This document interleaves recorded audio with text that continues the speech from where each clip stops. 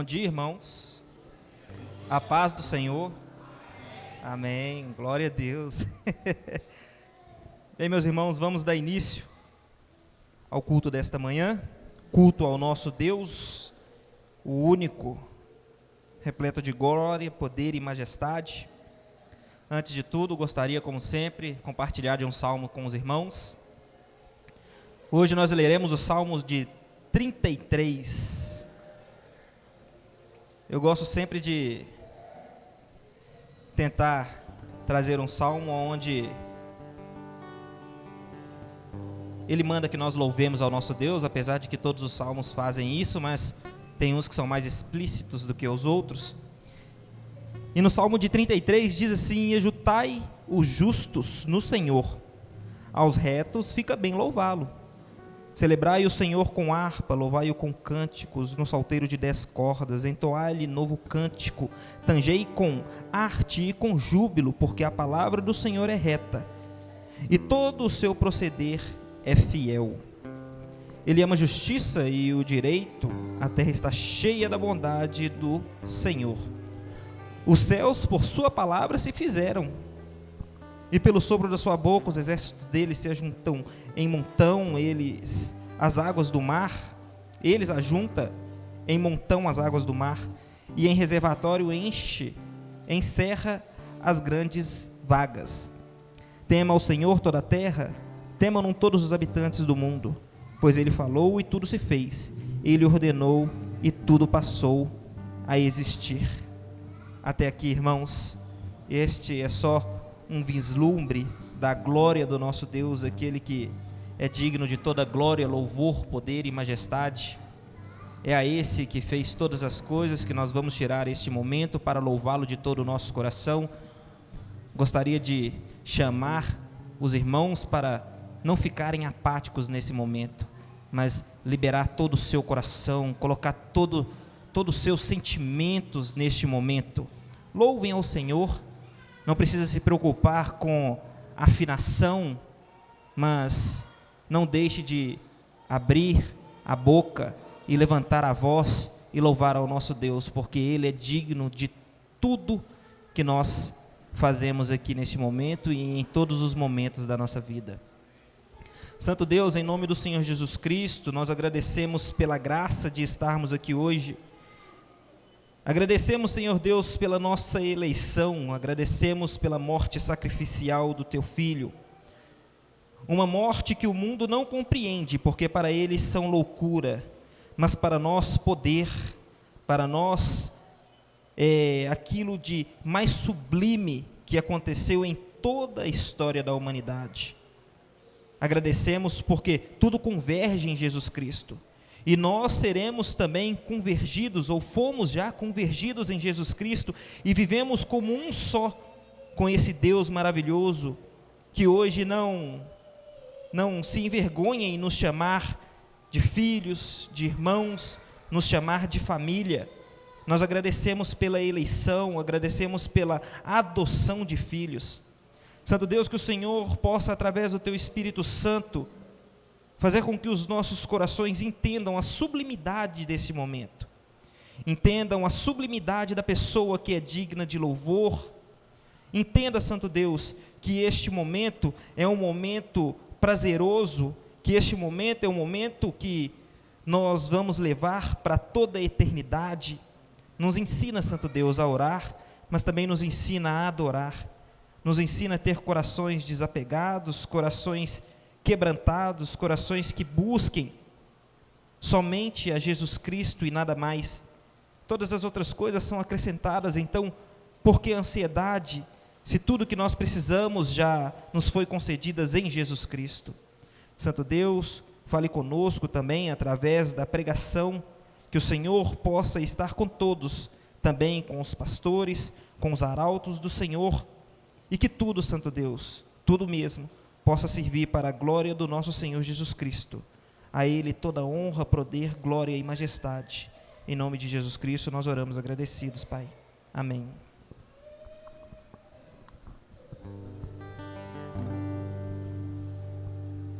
Glória a Deus. No Salmo 150 diz: Louvado seja o Senhor. Louvem o Senhor em seu santuário. Louvem-no em seu majestoso céu. Louvem-no por seus feitos poderosos. Louvem a sua grandeza sem igual. Louvem-no com o toque da trombeta. Louvem-no com a lira e a harpa. Louvem-no com tamborins e danças. Louvem-no com instrumentos de cordas e flautas. Louvem-no com o som de símbolos. Louvem-no com símbolos ressoantes. Tudo o que respira, louva ao Senhor. Louvado seja o nome do Senhor. Amém? Vamos adorar ao Senhor nessa manhã.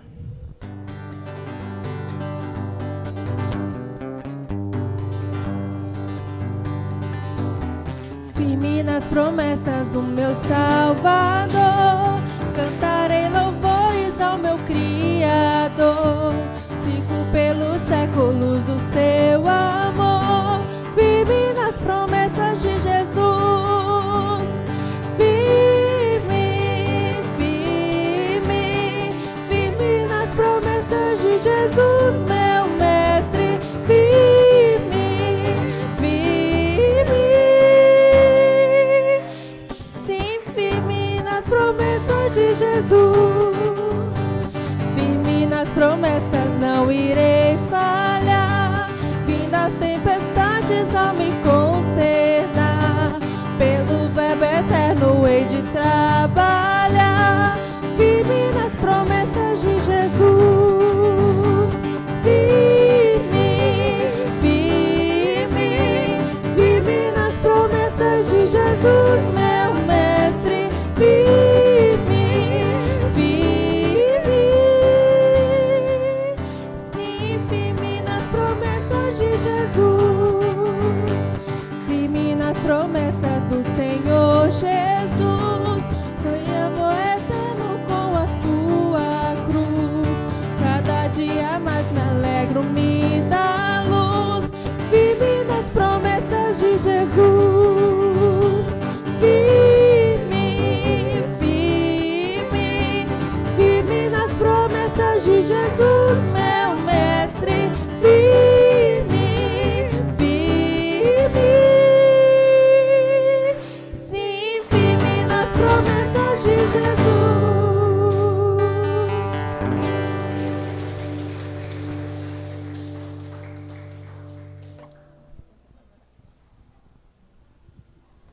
Glória a Deus.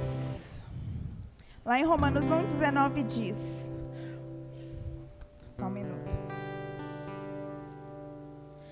Perdão, irmãos. Lá em 2 Coríntios 4,18 diz: assim fixamos os olhos não naquilo que se vê, mas naquilo que não se vê. Pois o que se vê é transitório, mas o que não se vê é eterno. Uma palavra que o pastor Rony pregou aqui uma vez... Não, foi o pastor Marco pregou aqui uma vez.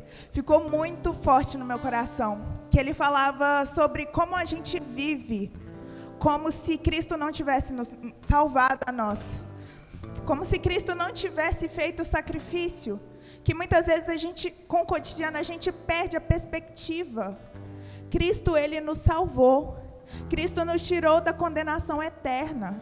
Se alegre, irmão. Muitas vezes a gente vive muito fixado nas lutas e nas tristezas. Jesus nos salvou, irmãos. Feche seus olhos e adore a Ele, porque Ele merece, Ele é digno, Ele é bom. Que nós não venhamos perder a nossa perspectiva de filhos salvos por Cristo. Amém?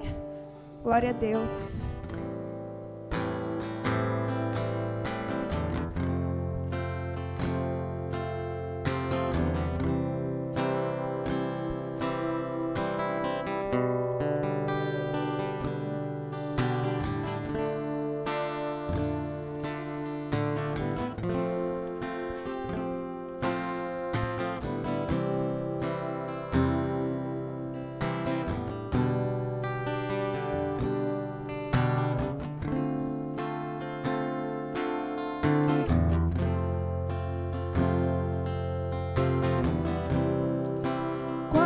música escurece, o resto desaparece. Simplesmente a ti me achego, ansiando oferecer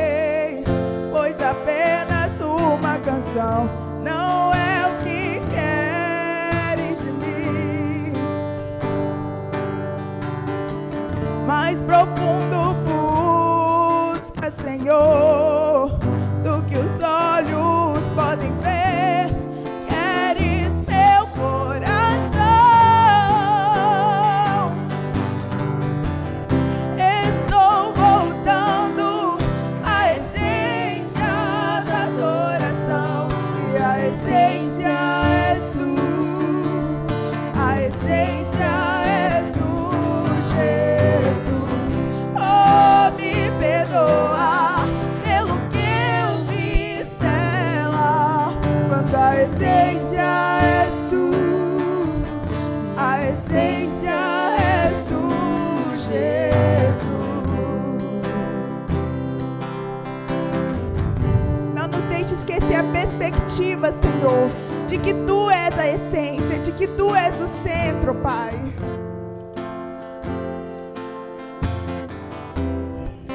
Rei de imensurável valor, ninguém pode expressar o quanto é digno. Embora eu seja pobre e fraco, tudo que tenho é teu, cada fôlego meu. Mais que uma canção eu te darei, pois apenas uma canção não é o que queres de mim. Mais profundo busca, Senhor, do que os olhos podem ver. Queres meu coração.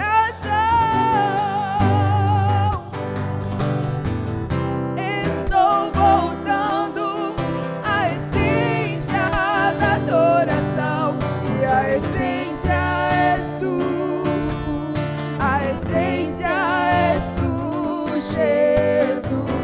Oh, me perdoa pelo que eu fiz dela, quando a essência és tu, a essência és tu, Jesus. A essência és tu, a essência és tu,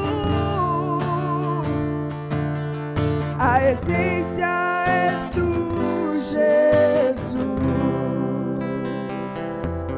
Glória a Deus.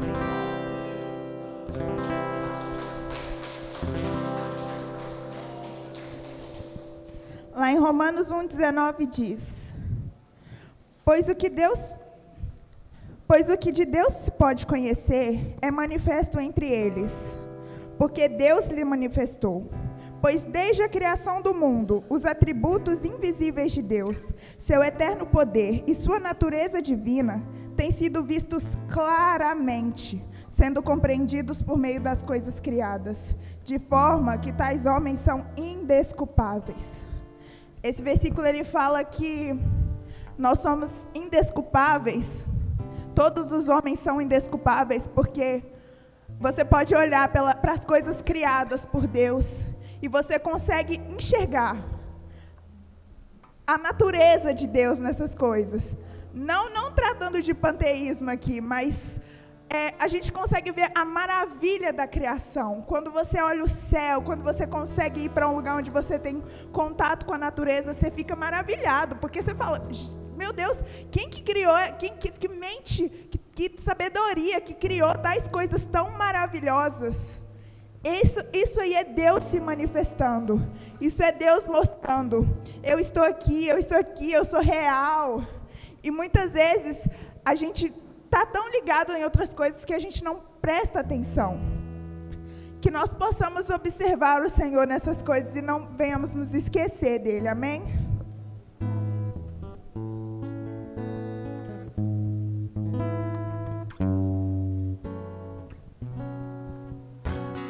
Olho para o céu e tudo o que há, e mesmo sem te ver, eu posso te enxergar. Ouço a natureza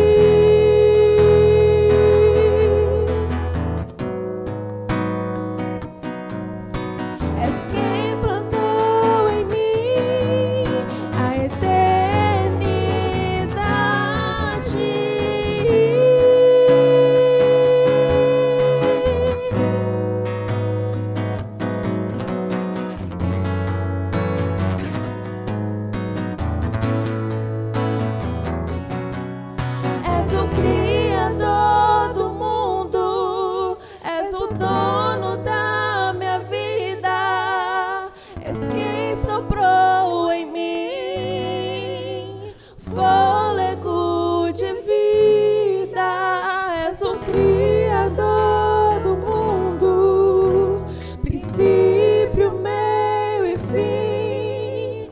És quem plantou em mim a eternidade.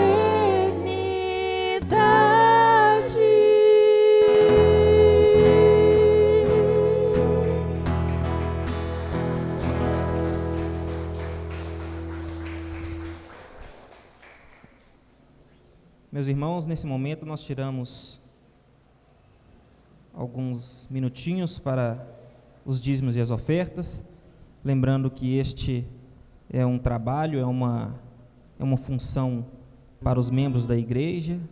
Os visitantes não se sintam constrangidos a não ofertar. E lembrando que sempre as ofertas e os dízimos, eles têm como fazer com que os nossos corações sejam desapegados do bem materiais. E lembrando também que não existe uma quantia, é segundo aquilo que Deus propôs no coração de cada um. De certo que se Deus não propôs nada no coração, então não oferte. Amém? Santo Deus e Pai, nós oramos agradecidos pela Tua graça que acompanha essa igreja ao longo de toda a nossa jornada, nos dando força e nos capacitando a estar aqui hoje com as portas abertas, pregando o Evangelho e podendo ter esta reunião para que os santos possam estar juntos, comungando e fazendo com que todo louvor, glória seja entregue ao nosso Deus de maneira congregacional. Santo Deus, em nome do Senhor Jesus Cristo, nós pedimos somente uma bênção. Desapegue os nossos corações dos bens materiais, para que a nossa esperança seja unicamente e somente em Jesus Cristo. Em nome do Senhor Jesus Cristo, nós louvamos agradecidos e oramos. Amém.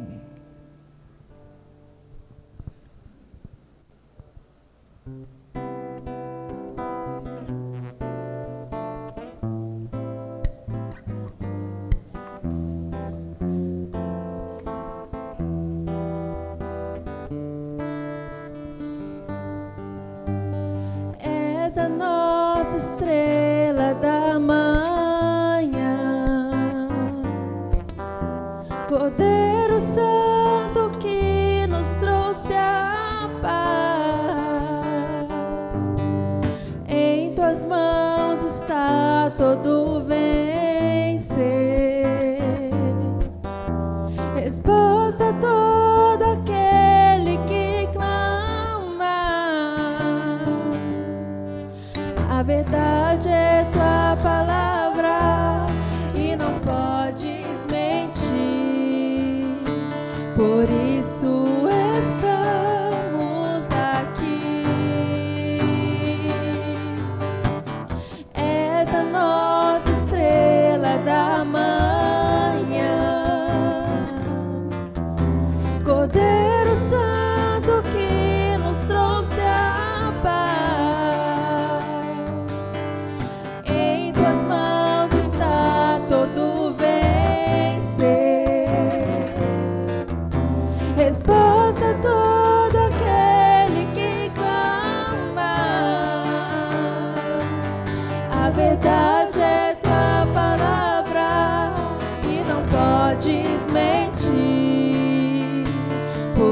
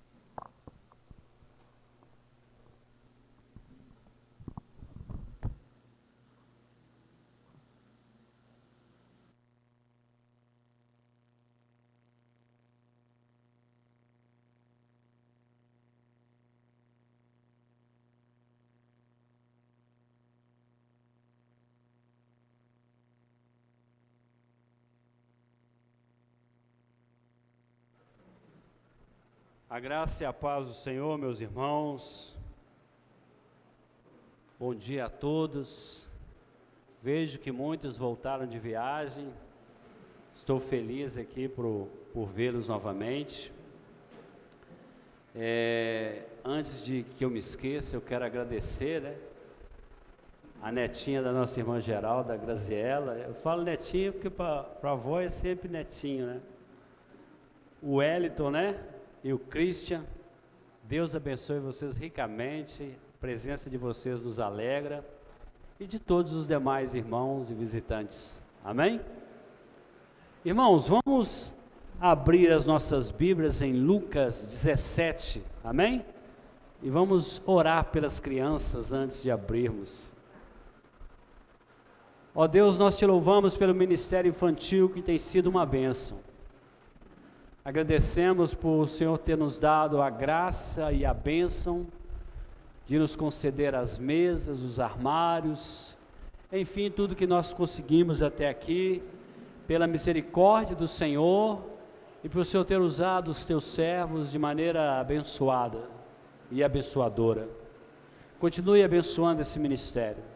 Dê graça, dê sabedoria às nossas irmãs e que possamos, ó Pai, ter sempre algo de bom e precioso para oferecer para as crianças. Que as irmãs sejam uma bênção nesse ministério, para a glória e louvor do Teu nome, nós oramos agradecidos. Amém.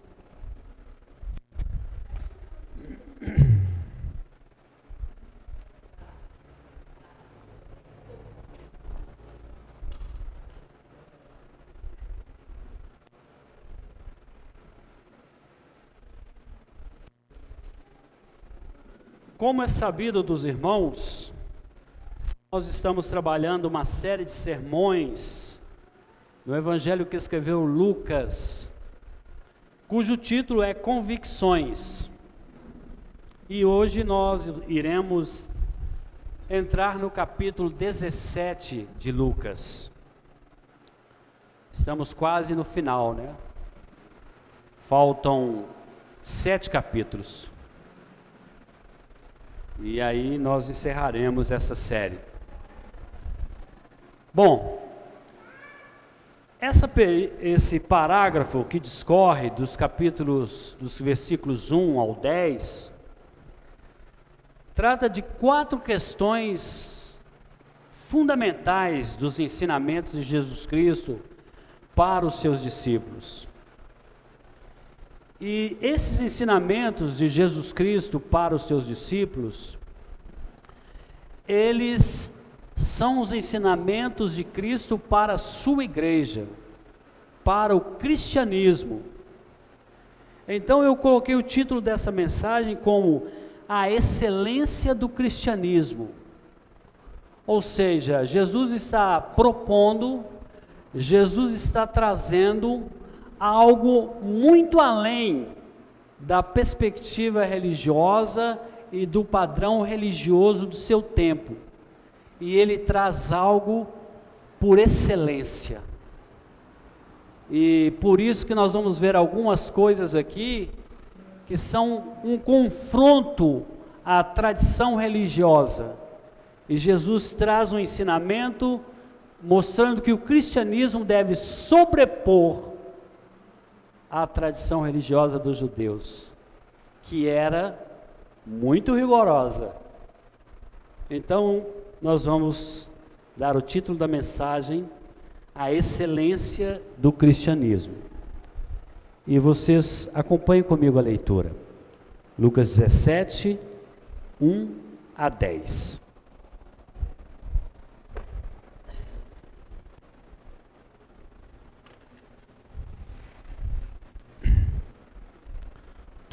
Todos encontraram? Disse Jesus a seus discípulos: é inevitável que venha escândalos, mas ai do homem pelo qual eles vêm. Melhor fora que se lhe pendurasse ao pescoço uma pedra de moinho e fosse atirado no mar, do que fazer tropeçar a um desses pequeninos.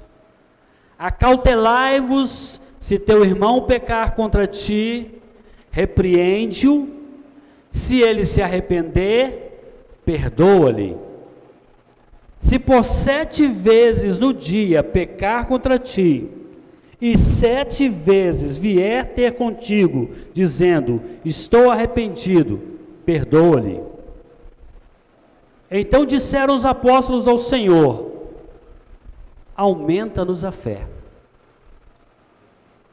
Respondeu-lhes o Senhor, se tiverdes fé como um grão de mostarda, direis a esta moreira, arranca-te e transplanta-te no mar, e ela vos obedecerá.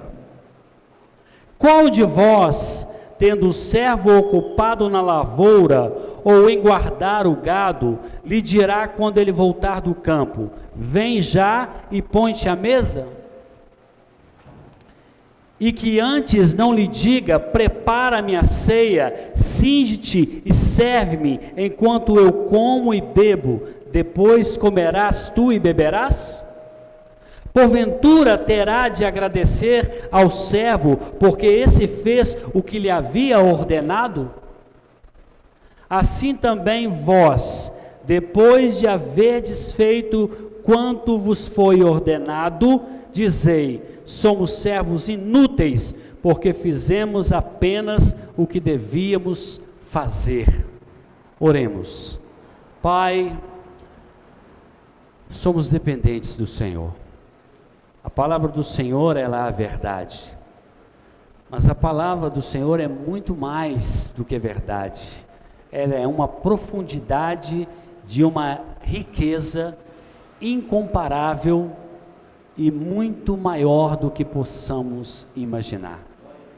Por isso clamamos pela iluminação do Teu Espírito Santo, a tal ponto que em tudo o Senhor seja engrandecido e eu diminua, em nome de Jesus.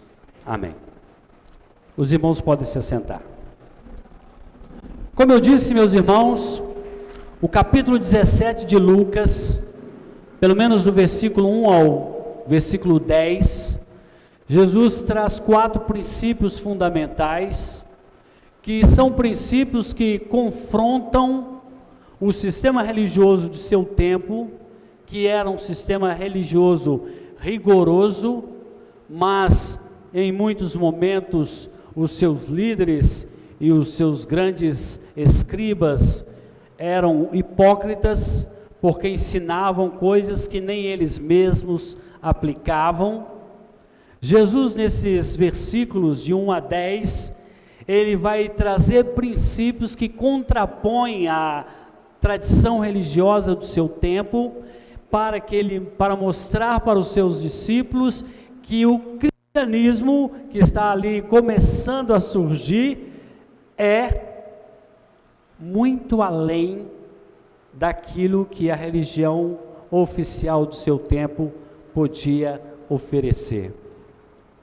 E que essas coisas que na religião oficial eram difíceis de serem seguidas, no cristianismo elas tendem, em algumas questões, a apertarem mais, chegando ao nível dos discípulos pedir ao Senhor que aumentasse-lhes a fé, porque estava diante deles uma questão muito difícil de ser aplicada, pelo menos na perspectiva humana.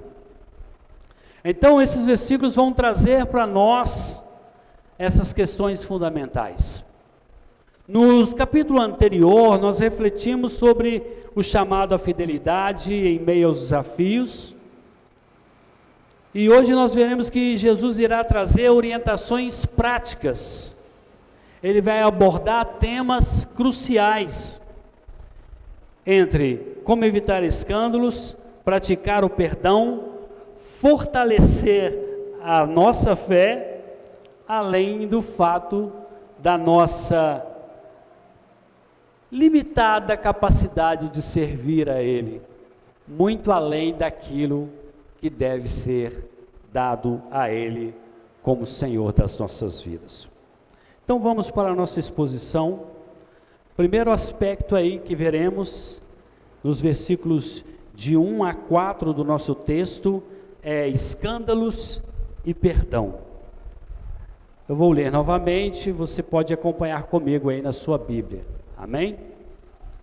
Disse Jesus a seus discípulos: é inevitável que venham escândalos, mas ai do homem pelo qual eles vêm. Melhor lhe fora que se lhe pendurasse ao pescoço uma pedra de moinho e fosse atirado no mar, do que fazer tropeçar a um desses pequeninos.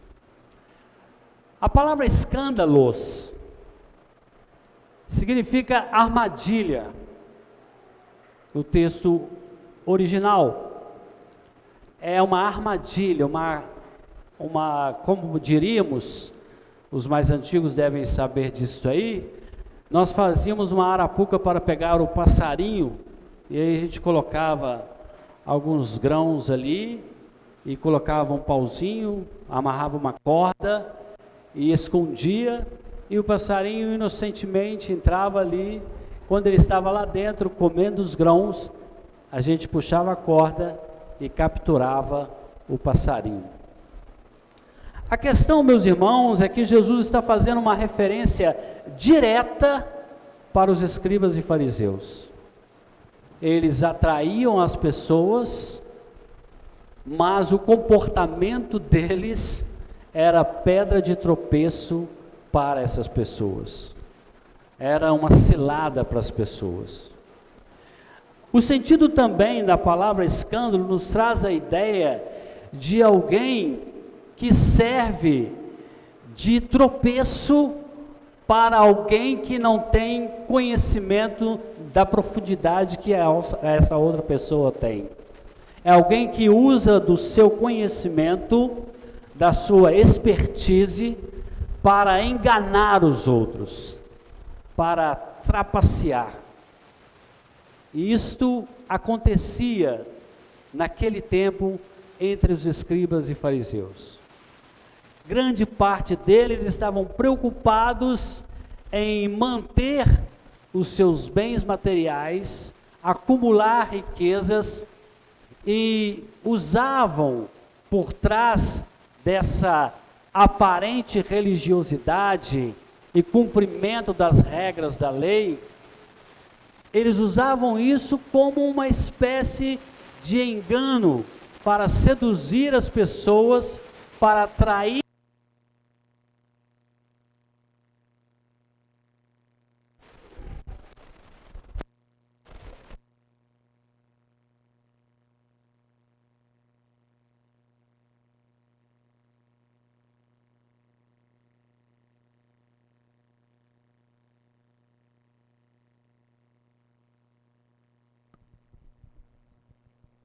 Então eles usavam de todas as formas para adquirir cada vez mais, vamos dizer, nos nossos dias, para ficar mais claro, ofertas e dízimos em maior quantidade para manter o seu status, para manter os seus bens, para manter as suas riquezas. Então Jesus está fazendo uma crítica direta a essas pessoas. Jesus estava fazendo uma crítica direta a esses falsos religiosos, que usavam a religião em benefício próprio e seduziam as pessoas a investirem neles, como na realidade eles impunham regras que nem eles mesmos cumpriam, para manter a sua condição e a sua posição. Isso não é diferente nos nossos dias, onde nós percebemos que as pessoas usam a religião, usam a posição que tem eclesiástica para manipular as pessoas e tirar o máximo delas, oferecendo a elas coisas que evidentemente a palavra de Deus não oferece para um cristão. E eles trazem isso de tal forma que é uma espécie de uma armadilha e são um escândalo diante das pessoas, tanto no sentido de ser uma armadilha, como no sentido de ser uma vergonha para o verdadeiro Evangelho de Jesus Cristo. No versículo 3 e 4, Jesus vai dizer: acautelai-vos, se teu irmão pecar contra ti, repreende-o, se ele se arrepender, perdoa-lhe, se por 7 vezes no dia pecar contra ti, e 7 vezes vier ter contigo dizendo, estou arrependido, perdoa-lhe. Agora Jesus traz um ensinamento muito pesado, muito difícil. Os judeus entendiam que uma pessoa, para atingir um nível de perfeição em se tratando de perdão para com o próximo, era no máximo 3 vezes. Era o limite, 3 vezes. Agora Jesus diz, eu não te digo, né? Ele diz 7 vezes. Lá em Mateus, nós veremos mais à frente, ele vai dizer, eu não te digo 7, respondendo a Pedro, mas 70 vezes 7. Então Jesus diz a eles que deve ser 7 vezes. Se ele arrepender, perdoa-lhe. Mas antes, precisamos perceber que Jesus, ele chama a atenção dos seus discípulos, dizendo, olha, se uma pessoa peca contra você, você deve repreendê-la. Então, é dever do ofendido procurar o ofensor. E em se tratando de irmão, e é o caso aqui, você precisa especificar para ele, chamar a atenção dele, como irmão em Cristo, em amor.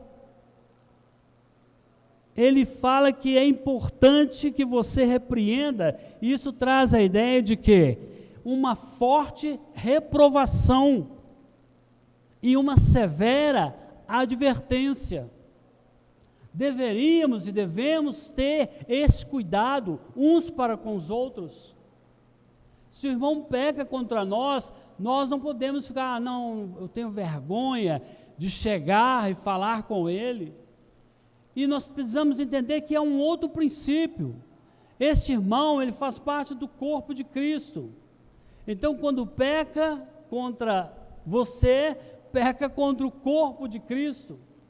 Então, se você vê o seu irmão em alguma falta, é isso que Jesus está dizendo, você deve repreendê-lo. Você deve reprovar o comportamento dele. Não agir com indiferença. E você deve fazer uma severa advertência. E aí, se ele arrepender, perdoa-lhe. E se durante 7 vezes no dia ele cometer o mesmo erro, e durante essas 7 vezes ele vier arrependido, perdoa-lhe. E a questão do perdão, meus irmãos, é uma questão seríssima. A igreja fala muito sobre perdão. A palavra de Deus é um livro carregado de ensinamentos e princípios sobre o perdão. Em certa ocasião, o apóstolo Pedro perguntou a Jesus, como eu disse para os irmãos, quantas vezes nós devemos perdoar? E você pode acompanhar comigo em Mateus 18, 21 a 22. Mateus 18, 21 a 22.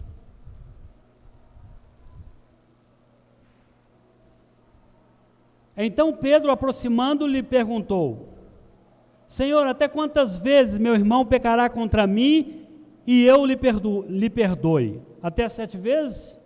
Porque ele já sabia o ensinamento, né? Respondeu-lhe Jesus: não te digo que até 7 vezes, mas até 70 vezes. Tipo assim, a impressão que se tem que o apóstolo Pedro, queria receber um elogio de Jesus. Isso aí, você aprendeu. É isso mesmo, é 7 vezes. Mas você acha que estava apertado? Eu vou apertar ainda mais. Não te digo 7, mas até 70 vezes 7. E aí, o que nós podemos entender com isso, meus irmãos? Jesus certamente está falando de número, é 7 vezes. Olha, meu irmão, é a 7ª vez, acabou o seu crédito, agora se você vier não tem perdão. Não é isso que Jesus está falando. O que Jesus está ensinando é que o perdão, ele deve ser exercido além da perspectiva religiosa de seu tempo. Que o perdão não é algo para ser feito como um legalista faz, que segue ritos, rituais, cumpre determinadas regras e desconsidera coisas importantes e fundamentais, como era o caso dos escribas e fariseus. O que Jesus está dizendo com isso é que não há limite para perdoar uma pessoa verdadeiramente arrependida, porque assim também Deus perdoa todos aqueles que verdadeiramente arrependidos aproximam-se dele pedindo perdão. Se você fosse contar as inúmeras vezes que você pecou contra Deus, cometendo o mesmo erro, certamente a sua cota de 70 vezes 7 já teria estourado há muito tempo. Então, o padrão que Jesus estabeleceu para o perdão é o padrão de Deus. Assim como Deus é benigno e perdoador, o servo dele, que é a sua testemunha aqui, que o sentido da palavra cristão significa pequeno Cristo, ou seja, ele é um exemplo de Cristo aqui na terra. Ele precisa seguir o padrão de Deus para perdão. E quando isso vem à cabeça dos discípulos, eles ficam loucos, mas aumenta a nossa fé, porque está difícil. E aí, antes de nós seguirmos para a próxima, eu quero pegar um pouco sobre a palavra perdão, analisando um pouco a palavra na sua língua original. Ela tem uma origem do radical apó, sugerindo a ideia de afastamento ou separação, deixar para trás. Então, quando nós predispomos a perdoar uma pessoa, é preciso compreender que aquilo que nós fizemos, o efeito deste ato, deve trazer bem claro para nós e para a pessoa perdoada, que aquilo que ele fez contra nós, nós não iremos lembrar mais. Ficou para trás, ficou no esquecimento. Não iremos trazer isso à tona novamente. Perdoar envolve liberar e deixar ir. Permitir que algo vá. Então, no contexto teológico, irmãos, o perdão não é apenas anular a culpa, mas é restaurar o relacionamento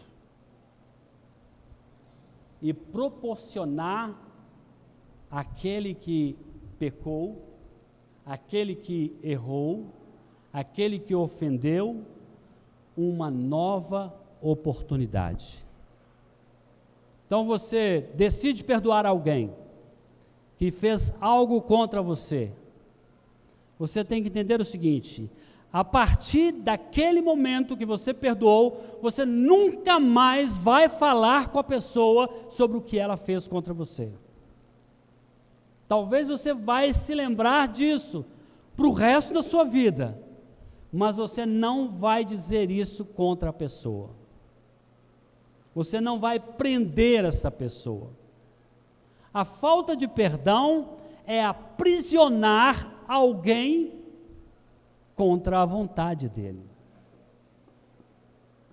no seu coração.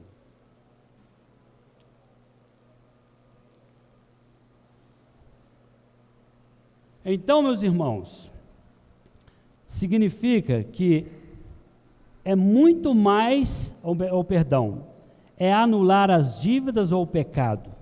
É um ato gracioso que possibilita um recomeço, que dá uma nova chance, uma nova oportunidade.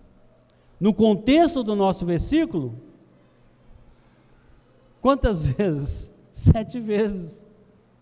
É um exemplo, né? Então não há um limite pré-estabelecido.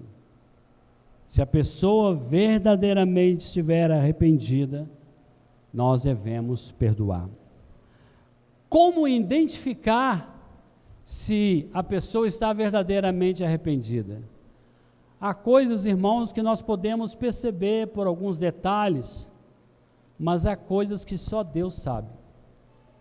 E aí a responsabilidade da pessoa é com Deus. Mas o seu compromisso como cristão é perdoar e sempre estar pronto a perdoar. E aí isso leva a outra pergunta, ou a outro pedido dos discípulos de Jesus. Eles então imploram ao Senhor para que lhes dê fé, aumente-lhes a fé. E está nos versículos 5 e 6 do nosso texto, que diz assim: então disseram os apóstolos ao Senhor: aumenta-nos a fé. Respondeu-lhes o Senhor: se tiverdes fé como um grão de mostarda, direis a esta amoreira: arranca-te e transplanta-te no mar, e ela vos obedecerá. Como eu disse, os discípulos sentem a necessidade de terem fé suficiente para crer que essas palavras de Jesus podem se tornar uma realidade na vida deles. A fé que nos fez estar presentes aqui. Porque se nós não tivéssemos convicção de que a Bíblia é a palavra de Deus, apesar das inúmeras provas que procuram levantar para dizerem que não é a palavra de Deus, apesar de algumas linhas teológicas tentarem desacreditar a palavra de Deus e os ensinamentos de Cristo. E apesar da ciência, da medicina e todos os meios científicos tentarem provar que não é como a Bíblia diz, nós cremos assim. E essa não é uma fé comum. A fé para crer que Jesus Cristo veio em carne, que viveu, que sofreu, que operou milagres, maravilhas, sinais, que morreu na cruz, que ressuscitou ao 3º dia, não é uma fé fácil de se ter. Não é para qualquer um. É uma fé especial. É um dom. Você precisa receber de Deus. Porque se você não receber de Deus, você não terá esta fé. E parece que os discípulos começaram a entender isso. Olha, nós não temos condições. Nós precisamos que o Senhor nos ajude. E aí Jesus traz a parábola da fé do tamanho do grão de mostarda, ele faz essa analogia. O grão de mostarda, naquele contexto, ou no conhecimento que eles tinham até então, era a menorzinha das sementes, quase que insignificante. E a amoreira, ela era uma árvore que tinha raízes profundas. Ela era conhecida também como sicômoro, e ela era muito comum na região da Palestina. Então, quando Jesus faz a referência à transplantação da amoreira no mar, ele pode estar usando isso para descrever o seguinte: olha, como a amoreira, ela tem raízes profundas e são fortes, difíceis de arrancar, mas, no entanto, aquele que tem a fé do tamanho de um grão de mostarda, dirá a essa amoreira: arranca-te e lança no mar. Agora, imagine a amoreira forte, cheia de raízes, bem fundamentadas na terra, sendo arrancada com uma palavra e lançada no mar. E, evidentemente, que Jesus não está dizendo isso literalmente. O que ele está dizendo e que ele está ensinando é que uma fé do tamanho de um grão de mostarda poderá ser usada por Deus poderosamente para fazer coisas impossíveis, como perdoar uma pessoa 7 vezes ao dia. É isso que Jesus está dizendo. Então está dizendo aos seus discípulos: presta atenção, vocês não precisam de muita fé, vocês precisam apenas de uma pequena fé, do tamanho de um grão de mostarda, e eu irei transformar vocês. E isso aconteceu, não é verdade? A história desses homens é marcada por perseguições, ofensas de todos os lados, e eles amaram os seus inimigos até a morte, e perdoaram sem receber pedido de perdão, como Estevão. Os seus algozes estavam ali matando ele, e ele pedindo ao Deus que perdoasse os seus assassinos. Então, meus irmãos, percebemos que os discípulos teve realmente o seu pedido atendido. E se você tem dificuldade para perdoar, peça ao Senhor, aumenta a minha fé. E a grande questão então, mas como eu faço? Uma vez que, como aumentar a minha fé? Jesus, na própria palavra, ou a palavra de Deus, nos evangelhos, já nos ensina os princípios básicos para que a nossa fé possa ser acrescida. Paulo, com precisão, vai dizer em Romanos, capítulo 10, versículo 17, se não me engano, a fé vem pela ouvir e ouvir a palavra de Deus. Precisamos ouvir a palavra de Deus. Precisamos ouvir a pregação da palavra de Deus. Precisamos estudar a palavra de Deus. E aí você vai ter forças suficientes para ser um cristão por excelência. Terceiro, da nossa sequência, ele vai falar sobre o servo útil. Lucas 17, 7 a 10. Acompanhe comigo. Qual de vós, sendo um servo ocupado na lavoura ou em guardar o gado, lhe dirá, quando ele voltar do campo? Perdão, vou ler novamente.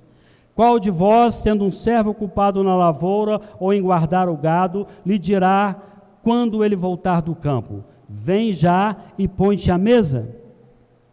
E que antes não lhe diga, prepara-me a ceia, cinge-te e serve-me, enquanto eu como e bebo, depois comerás tu e beberás? Porventura terá de agradecer ao servo, porque este fez o que lhe havia ordenado? Assim também vós, depois de haveres feito quanto vos foi ordenado, dizei: somos servos inúteis, porque fizemos apenas o que devíamos fazer. Então Jesus agora traz a parábola do servo útil.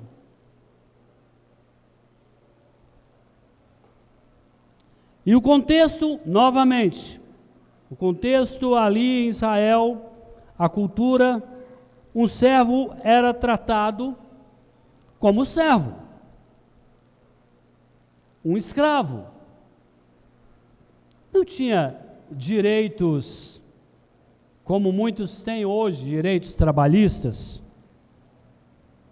Se bem que as pessoas que hoje trabalham, de certa forma, são escravos, porque uma vez que não cumprem carga horária e que não cumprem determinadas regras, não vão receber o seu salário, não é? Então tem a consequência da desobediência. Mas é interessante porque o que acontece? Naquela sociedade agrícola, a figura do servo, ela era comum. Ele desempenhava papéis essenciais na lavoura, na criação do gado. E a ordem natural seria que o servo, após um dia de trabalho árduo, fosse atendido pelo seu senhor e recebesse todos os cuidados necessários. No entanto, a parábola ela vai destacar a inversão dessa expectativa.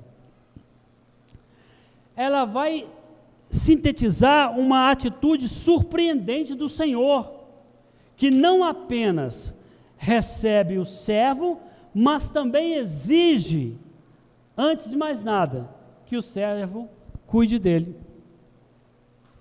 Então, um camarada chegou do campo, cansado de tanto trabalhar, e ele não está aguentando mais nada, e aí quando ele chega, ele espera talvez que o senhor dele lhe ofereça um copo d'água, ou lhe dê algo para comer, ou permita que ele vá tomar um banho, mas o senhor dele diz: não, vem cá, terminou não? Vem cá e serve-me, e aí depois que você me servir, você vai cuidar de você. Demonstra, meus irmãos, que o servo de Cristo espera-se muito mais dele do que qualquer servo comum. O servo de Cristo deve ir além do básico. Ele não deve fazer somente o que se espera dele. Ele deve ir além. E o que Jesus está dizendo que os seus discípulos, a questão dos discípulos nessa questão, o que nos leva a pensar o seguinte: aí ainda mais é preciso de fé, porque eu entendo o seguinte: eu estou servindo ao Senhor, estou andando no caminho do Senhor e estou cumprindo todas as regras básicas, e aí o Senhor quer mais ainda, Ele exige de mim a excelência. Novamente, é um contraponto entre os fariseus e os escribas da lei, porque eles seguiam as regras exatamente como elas deviam ser cumpridas, e eles se davam por satisfeitos. Jesus está dizendo: ó, vocês têm que ir além, vocês têm que ir além das regras estabelecidas. Um cristão é além do básico, ele tem que ir à excelência. Então Jesus ressalta a atitude do servo em reconhecer a sua obrigação e enfatiza uma total humildade e submissão a ele. Quando ele usa o termo servos inúteis, pode-se entender como, na mentalidade da época, os servos que eram vistos como apenas cumpridores da lei. E eu quero ilustrar isso aqui. Você diz assim: ah, bom, eu vou à igreja, eu frequento os cultos, eu ouço os ensinos, eu ouço as pregações, eu faço a minha oração matinal, eu faço o meu devocional, eu cumpri o meu papel, Senhor. Ele vai dizer: servo inútil, Você tem que dar mais do que você está dando. Você tem que ir além do que você está indo. Isso não implica desvalorização, meus irmãos. Isso implica uma submissão completa à vontade de Deus. Você não é um cristão contratado. Deus te contratou para cumprir um papel de cristão. Então você exerce o seu trabalho de 9 da manhã às 11h30, meio-dia da manhã. E aí depois disso você está livre. Não, você é mais que isso. Você não é um servo inútil. Você não é um servo medíocre que faz o que se espera de você. Você vai além. Jesus está trazendo com essa parábola um princípio que o servo de Cristo, ele deve ir além dos servos comuns. Ele é integralmente servo do Senhor, 24 horas por dia, durante toda a semana. Então, o servo de Cristo, ele serve o Senhor integralmente. No trabalho, ele serve o Senhor. Na escola, ele serve o Senhor. Em casa, ele serve o Senhor. Quando ele serve o próximo, ele está servindo como para o Senhor. Quando ele cuida do seu lar, da sua família, ele está fazendo como para o Senhor. Ele não é um servo contratado para cumprir um ritual, um determinado horário. Ele é salvo para ser escravo de Cristo durante toda a sua vida, até o fim da mesma. É isso que Jesus está trazendo para os seus apóstolos. São esses princípios que ele desenvolveu aqui nesse parágrafo que nós desenvolvemos. E agora eu quero fazer algumas aplicações. Primeira coisa que nós vemos aqui, a gravidade dos escândalos. Como eu disse, há outros textos em que Jesus fala sobre isso, e um deles também, Mateus 18, 7. Ele diz: ai do mundo, isso é uma sentença, por causa dos escândalos. Porque é inevitável que venham escândalos, pedras de tropeço, armadilhas, ciladas. Mas ai do homem pelo qual vem o escândalo. Nós vemos que muitos cristãos acabam se envolvendo em escândalos, e isso tem sido armadilhas para muitos que ainda estão engateando na fé. É o que nós percebemos. No dia a dia, é o que nós vemos constantemente. Como cristãos, nós devemos estar atentos, irmãos, para não sermos pedra de tropeço naqueles que estão começando a caminhada cristã. Sabemos, irmãos, que as pessoas talvez não demonstram isso, mas elas estão observando a gente. O seu vizinho, ele está te observando. Às vezes você pensa que ele nem acredita que você seja crente ou saiba que você é crente, mas ele sabe de tudo. Ele está te vendo, ele vê o seu comportamento, ele vê as suas palavras. E pode ser que aquela pessoa seja uma pessoa que está começando a se interessar pelo Evangelho, e ela busca uma referência, e aí ela olha para você como referência. E você, com a sua maturidade espiritual, talvez tenha comportamentos que você não vê como ofensivos e perigosos para aquela pessoa. Então você precisa refletir: como está a minha vida e o meu comportamento? Eu tenho sido pedra de tropeço Eu tenho sido uma vergonha para o Evangelho? Ao invés de dar testemunho do Evangelho, eu estou envergonhando o Evangelho de Jesus Cristo com o meu comportamento? Sabemos que o nosso Deus é soberano, e quando Ele decide salvar uma pessoa, não há poder do mundo que possa impedi-lo de fazê-lo. Mas a questão nossa é, em que aspecto nós contribuímos como cristãos e servos de Deus para que os perdidos sejam alcançados? Somos vergonha para o Evangelho ou somos motivo de louvor para Deus? Nós vivemos hoje várias pessoas que se dizem evangélicos que têm sido uma vergonha, um escândalo, tem sido vergonha. E nós vemos pessoas importantes que têm conhecimento teológico que tem sido uma vergonha para o Evangelho. Em seu comentário, o pastor Hernandes Dias Lopes, ele diz o seguinte: vivemos num mundo caído, rendido ao pecado, e enquanto vivermos aqui, teremos de lidar com tropeços, armadilhas e escândalos. Isso, entretanto, não é uma permissão para pecar, mas um alerta sobre a gravidade e a extensão do pecado.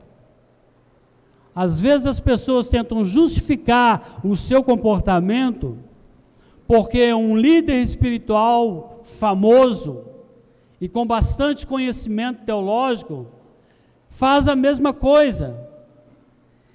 E o Hernandes vai dizer, olha, isso não é, o escândalo que nós vemos no outro, não é motivo para nós pecarmos, mas é um alerta sobre a gravidade do pecado, que derrubou até mesmo aquele líder espiritual tão proeminente, que tirou do caminho da verdade até aquele líder espiritual tão proeminente. Então, eu, pequenino que sou, tenho que me atentar ainda mais sobre a gravidade do pecado, para que eu não cometa o mesmo erro. Segunda coisa que nós podemos aplicar, instruções específicas sobre o perdão.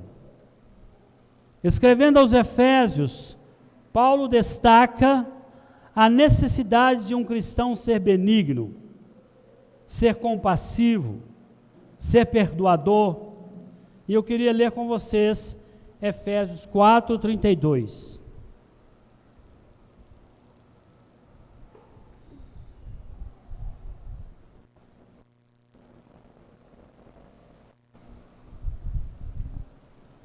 Todos já encontraram?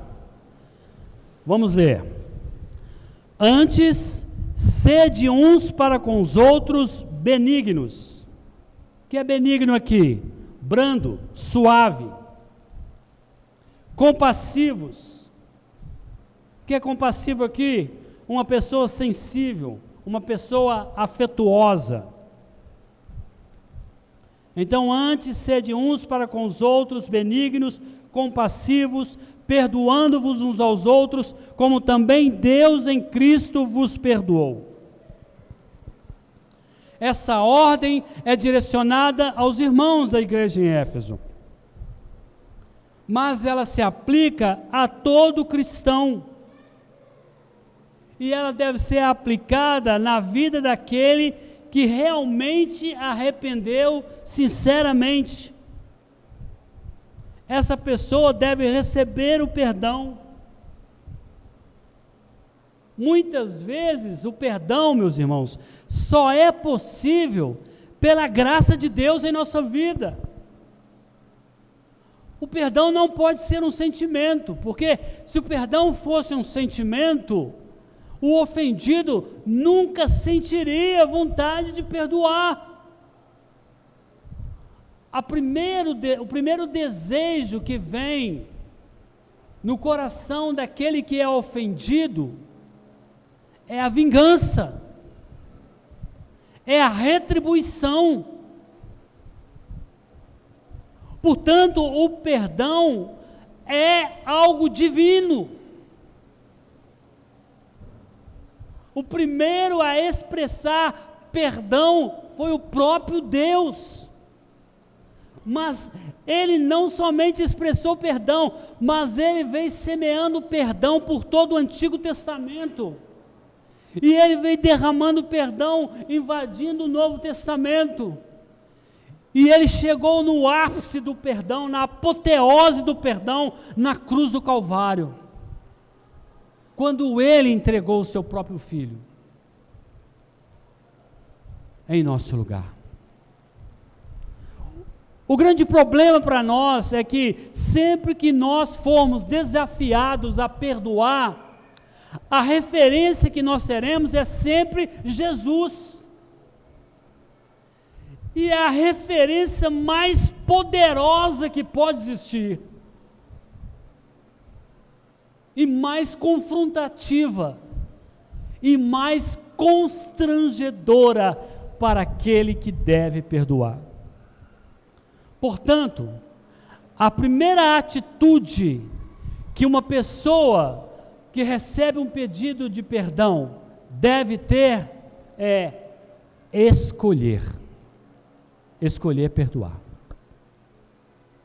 A partir daí, o poder de Deus se desenvolve e opera na vida daquele que escolheu perdoar, e o Senhor o capacita, e o Senhor o fortalece, e o sustenta, e dá a ele condições para perdoar.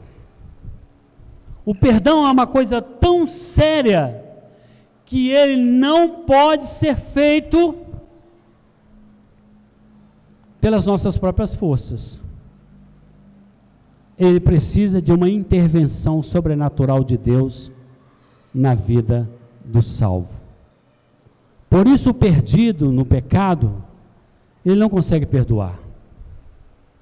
Ele pode talvez aceitar uma desculpa, mas ele guarda aquilo. Só quem tem o Espírito Santo, só quem recebeu o perdão verdadeiro, pode ter compreensão da dimensão do perdão e pode verdadeiramente perdoar. Nós precisamos buscar no Senhor e na palavra de Deus a força necessária para perdoarmos. Nós precisamos da ajuda da igreja, o corpo de Cristo. Nós precisamos dos nossos irmãos. Nós precisamos das orações para conseguir perdoar. E não é uma opção, é uma ordem de Jesus e deve ser obedecida por todo crente. Em seu comentário, William Barclay, ele vai dizer o seguinte: os rabinos diziam que se um homem perdoava seu irmão 3 vezes, ele era perfeito. O modelo cristão toma a norma rabínica, duplica e lhe adiciona 1. Não se trata de um cálculo aritmético, simplesmente. Significa que o modelo cristão do perdão deve exceder imensuravelmente o melhor que o mundo possa obter. Se o perdão de Cristo é infinitamente maior do que qualquer tipo de perdão que o mundo possa oferecer, o perdão do cristão deve ser imensuravelmente maior do que qualquer perdão que o mundo possa oferecer. E aí é só com a vida de Cristo em nós. E para terminar sobre perdão, eu quero citar aqui um poeta e pastor anglicano, o pastor George Herbert. Ele escreveu, tenta guardar essa frase: quem não é capaz de perdoar, destrói a ponte sobre a qual ele próprio deve passar. Quem não é capaz de perdoar, destrói a ponte sobre a qual ele próprio deve passar. E nesse sentido, vemos para uma outra aplicação, a importância de termos a nossa fé fortalecida. O escritor aos Hebreus, ele diz o seguinte, Hebreus 11:6. Ora, sem fé é impossível agradar a Deus, porquanto é necessário que aquele que se aproxima de Deus creia que Ele existe e que se torna galardoador dos que o buscam. A fé, meus irmãos, ela é a chave que abre os tesouros da graça divina na vida de um crente. E eu não estou falando aqui de fé para crer que Deus pode curar, operar milagres e maravilhas, que Deus pode ressuscitar mortos. Não, não é esse tipo de fé que eu estou falando. Eu estou falando da convicção de que os ensinamentos de Cristo, de que a palavra de Deus e de que todos os princípios da palavra de Deus para a vida de um cristão são uma verdade absoluta,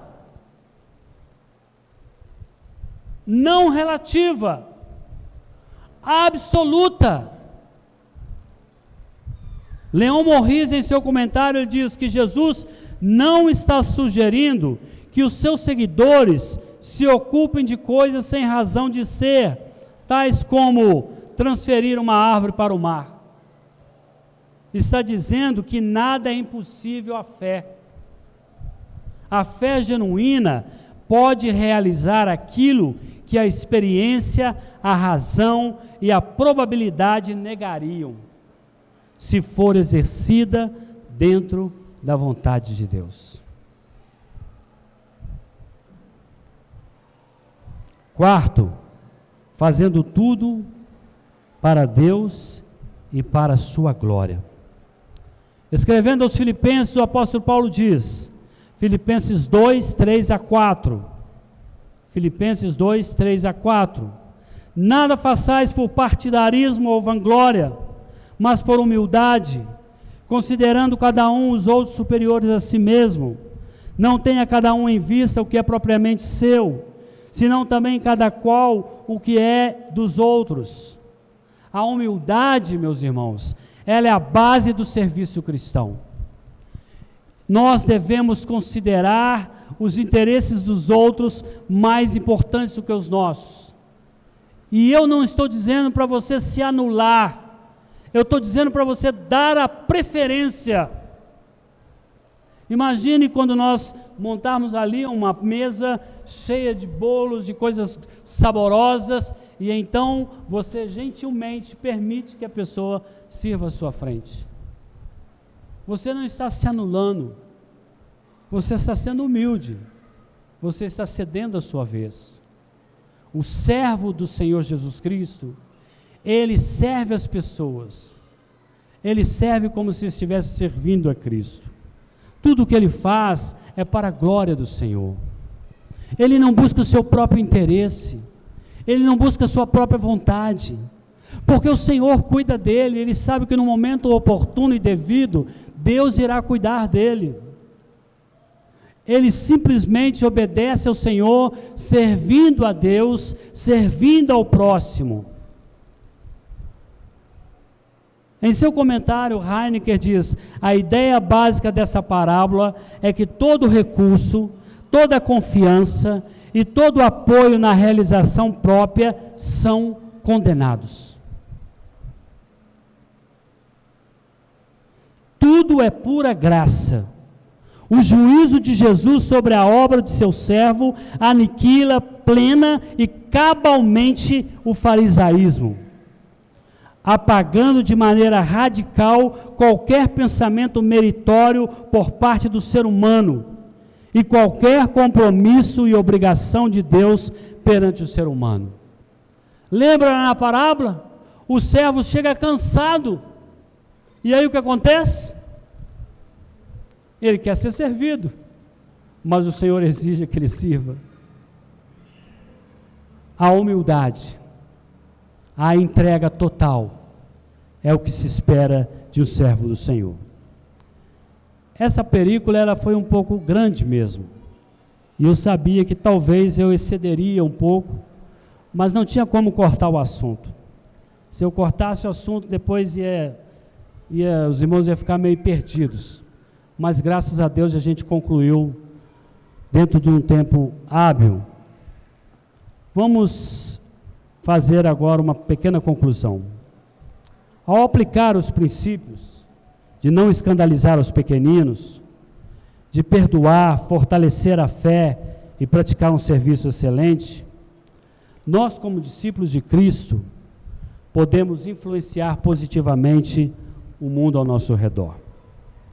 E quando isso acontecer, meus irmãos, o Evangelho vai cumprir o seu papel efetivo no mundo, e o nome do Senhor vai ser glorificado. Amém? Que Deus abençoe os irmãos. Vamos ficar de pé e vamos orar.